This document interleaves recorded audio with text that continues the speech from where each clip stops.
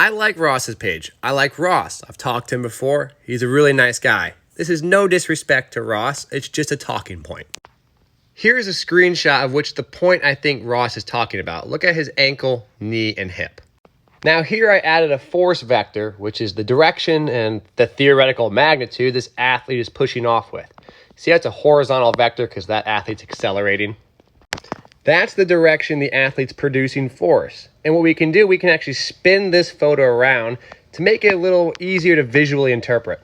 Sometimes looking at a picture where it's just horizontal is kind of hard to understand. So you can actually change the axis of the image so you can better identify what muscles might be loaded and the positions they're in. I did that here. I rotated that image so it's more vertical, so it's easy to see and conceptualize because we as humans typically like to look at things in a straight line axis because that's kind of how we like to look at things. So in this position, where do you see the ankle, hip, and knee being loaded? So what you see here is that hip is actually behind the foot. It's going to go into extension to drive the acceleration phase. You actually don't see the knee that far over the foot.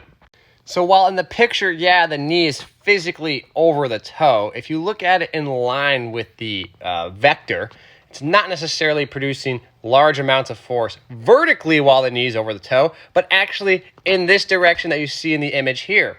If it was producing vertical forces directly while that knee is over the toe, it would snap that knee back into extension, right? Instead of pushing him forward.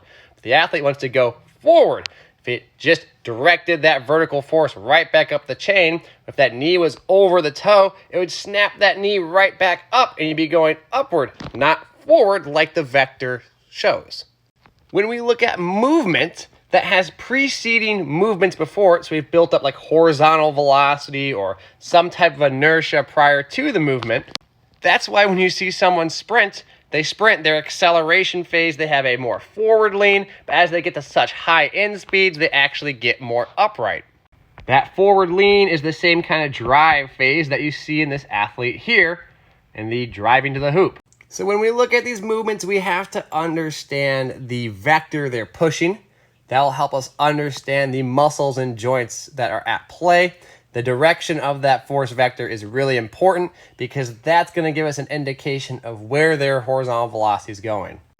There's actually a lot of research on this topic. You can check it out. It's really interesting because you can think about your center of mass as just a single golf ball, essentially, and your muscles are working to produce force vectors to direct that golf ball in different directions. So the timing and sequencing of joints is really important.